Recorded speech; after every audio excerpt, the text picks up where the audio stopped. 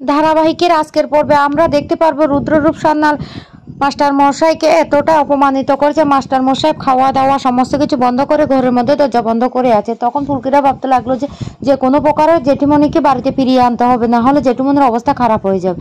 এই জন্য সবাই ছুটে যায় রুদ্ররূপ সান্যালের বাড়িতে, আর সেখানে গিয়ে হৈমন্তীকে কথাটা জানায়। তখন হৈমন্তী কি করবে বুঝতে পারছে না। তখনই রুদ্র সেখানে চলে আসে আর বলতে লাগলো, মা মা আমি তোমার কাছে হাত জোর করছি, তুমি তো একটা সিদ্ধান্ত নিয়ে এই বাড়িতে এসেছো, তাহলে আর ওরা না সবাই তোমাকে টুপি পরিয়ে এখান থেকে নিয়ে যাচ্ছে, বিশ্বাস করো মা।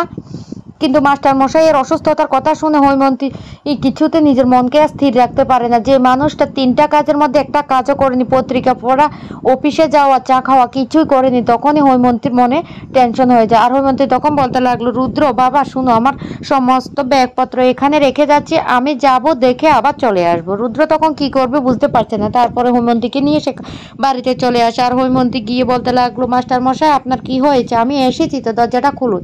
তখনই মাস্টার মশাই দরজাটা খুলে তারপর বলতে লাগলো, কি ব্যাপার, ব্যাগপত্র তো দেখি কিছুই আনোনি, তাহলে এই আসার অর্থ কি?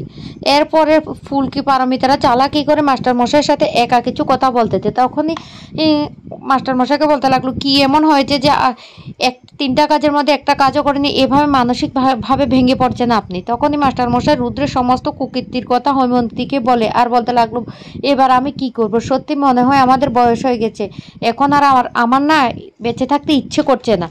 এই কথা শুনে হৈমন্তী বলতে লাগলো, এমন অলক্ষণে কথা বলবে না, এসব কি কথা? তখনই মাস্টারমশাই বলতে লাগলো, রুদ্র যেভাবে আমাকে দলের লোকদের সামনে অপমানিত করেছে, কি করব, সব সময় তো রুদ্র সমস্ত কিছু করে পার পেয়ে যায়, আর এই রুদ্রের জন্য আমি কি না করেছি। তখনই হৈমন্তী সবটা বুঝতে পেরে যায়।